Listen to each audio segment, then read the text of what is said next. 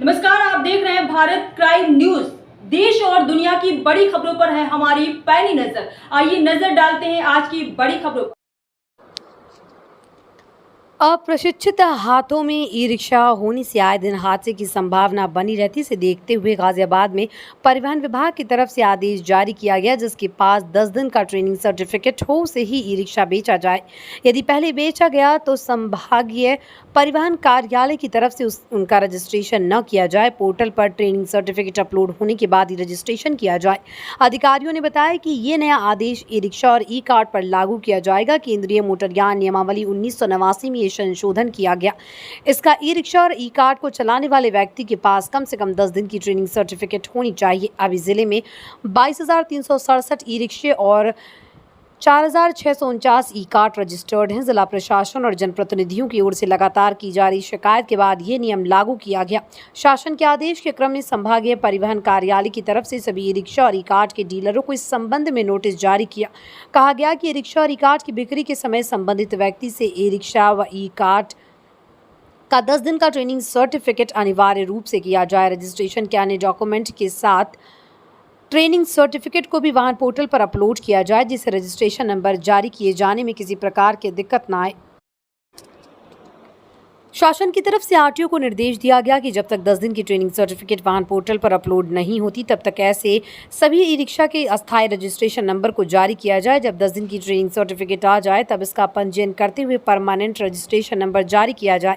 साथ ही 20 सितंबर से पहले यदि ई रिक्शा की बिक्री हो चुकी है लेकिन उसका पंजीयन नहीं हुआ, तो इसका आदेश उन सब पर भी लागू किया जाए। शहर में आपको कई जगह पर कम उम्र के लड़के रिक्शा चलाते हुए नजर आएंगे। उनके पास ड्राइविंग लाइसेंस नहीं होता। खास बात यह है कि इन पर कई बार ट्रैफिक पुलिस की तरफ से सख्त एक्शन भी नहीं लिया जाता। उनकी वजह से हादसे भी बहुत अधिक संभावना बनी रहती है। यह सर्टिफिकेट प्रदेश सरकार की तरफ से अधिकृत मोटर ट्रेनिंग स्कूल का होना चाहिए। इसके अलावा अन्य किसी जगह की ट्रेनिंग सर्टिफिकेट मान्य नहीं होगा। जिले में अभी शासन की तरफ से अधिकृत ही मोटर ट्रेनिंग सेंटर, इस सेंटर में ई रिक्शा चालकों को ट्रेनिंग दिया जाना संभव नहीं हो पाएगा। अधिकारियों का कहना है कि इस संबंध में जल्दी मेरठ मंडल उप परिवहन आयुक्त से मुलाकात करके कुछ समय और दिए जाने के बारे में बातचीत की जाएगी। नए मोटर ड्राइविंग ट्रेनिंग सेंटर के खुल जाने से काफ़ी हद तक राहत मिल जाएगी। अक्टूबर में नए ड्राइविंग ट्रेनिंग सेंटर के खुलने की संभावना जताई जा रही है। एक व्यक्ति ट्रेनिंग सर्टिफिकेट लेने के बाद अपने नाम पर कई ई रिक्शे खरीद कर उसे किसी को भी चलाने के लिए दे सकता है। ऐसे में इस नियम का कोई मतलब नहीं रह जाता। जब अधिकारियों से इस संबंध में बात की गई तो उनका कहना है कि इन्फोर्समेंट की कार्रवाई प्रकरण ऐसे मामले में सख्ती के साथ की जाएगी। यदि कोई प्रकरण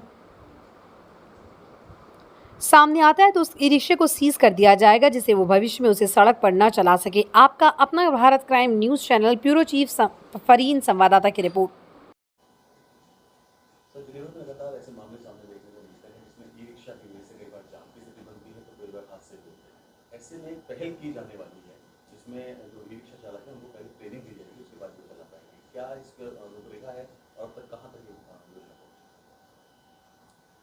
इस पे लगातार हमारा प्रवर्तन दल भी कार्रवाई करता रहता है।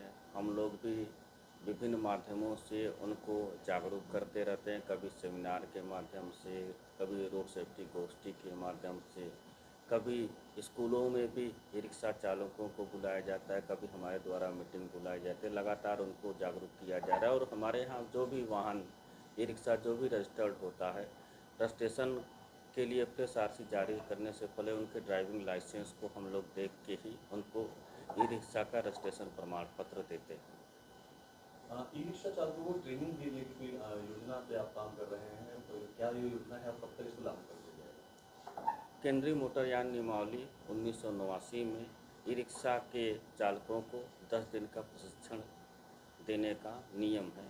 इसको हम लोग यथाशीघ्र लागू करवाएंगे, जिससे कि रोड सेफ्टी के मानकों का पालन हो सके और गाजियाबाद जनपद में दुर्घटनाएं न्यून स्तर पर